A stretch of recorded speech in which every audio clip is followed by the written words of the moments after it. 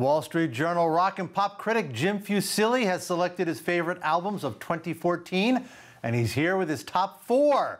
Jim, you say this is one of the best years in music you can remember. I do. I feel that way, Paul.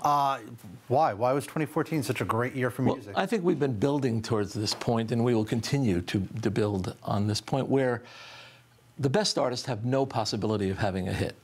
They have no possibility of having a top 10 hit or having a mega album. So the best artists have decided to do whatever they want and to appeal to the audience that will like the music that they like. When you're liberated from trying to appeal to mass audiences, you can make the most interesting music you can make. All right, let's go through your 4. Let's start off with Map to the Treasure, reimagining Laura Nyro by Billy Childs.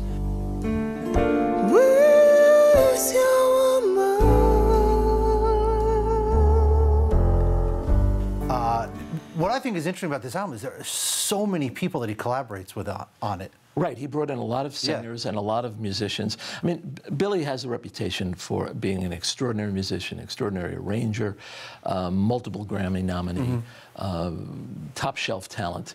But when I spoke to him, he told me about his love of Laura Nyro, and he loved her since he was a child. What he always wanted to do was reinterpret the music and have different voices bring different approaches to her melodies. One of the wonderful things about this album, I mean, all the performances are excellent from top to bottom, but Billy's playing is spectacular. His arrangements are spectacular. You'll recognize the songs in a minute if you know Laura Nyro's music, but very quickly you'll see that he's brought something very new to them. Let's move on. Let's talk about You're Dead by Flying Lotus. Right, Flying Lotus is just spectacular.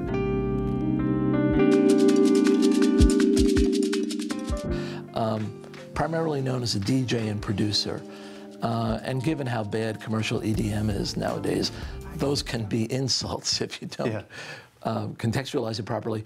But what we must remember about Flying Lotus is that he's a musician. He comes from a jazz background.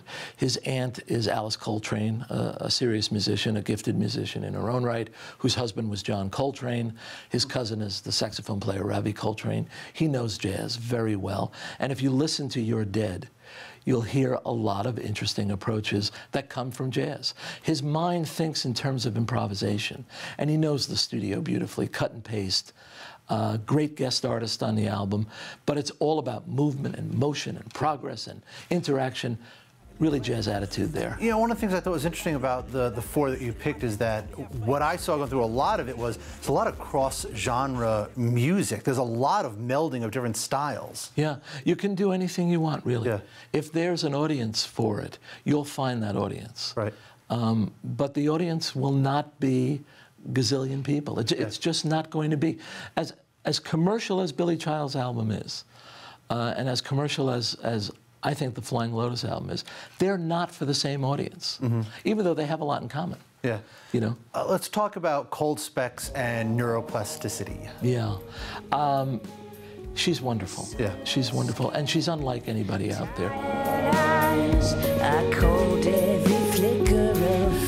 You can compare it to Odetta, or you can compare it to Cassandra Wilson, or, but it doesn't really work. I've heard terms like Gothic folk be applied to her, but it's not the case. I mean, she's her own person. She writes these songs that obviously come from a deep place within her. She sings them in a way that has some gospel, but has rock. Her band plays avant-garde music. They go far out in concert. But it's the power of her vision and the power of her performance. And this is very typical of today's market. When you hear this album, your reaction has to be, where did she come from? Right. Where has she been? But she's been there. You know? Yeah, I thought of the 4 that you picked, I like this one the best, actually. You do? Yeah. I just think, just her voice and what she brings to it, I just thought it was tremendous. There's something... The sound of it. Yeah, there's something special there. Yeah. All right, let's talk about number 4, This Is My Hand by Brightest Diamond. Yeah, My Brightest Diamond. Yeah, My Brightest Diamond. I've always loved Shara Warden's work. She's a very smart musician, classically trained, great singer, rounded tones, knows how to hit the lyric properly. This is my hand, this is my wrist, this is my arm. if there was any complaint about the music, none of which I would have voiced, by the way, was that it was a little bit too smart, a little bit at a distance. But that's gone now. She went out and listened to a lot of marching bands, listened to a lot of funk music, and now rhythm is an important part of her sound and her music. And that sort of stylish vocal and that intelligence in this context makes for something doubly special. Yeah. And let's talk about, you mentioned before, you said that we had been building up to this moment, you see it continuing to build. So what do you see in 2015? Well, my favorite thing about today's music scene is that you go to a festival, 100 acts, 180 acts, and you've got some favorites you want to see, but maybe you get there a little bit early and you just start roaming around, and all of a sudden you're knocked out by somebody you never heard of, or you may have ignored. So I'm always reluctant to pick who I'm looking forward to seeing, because I guarantee you by the end of the year it'll be someone I never heard of. That said, Bjork is in the studio, Radiohead's in the studio. It's been since 2011 since we've had albums from either of them. It would be so wonderful to have new music by Bjork and new music by Radiohead in 2015.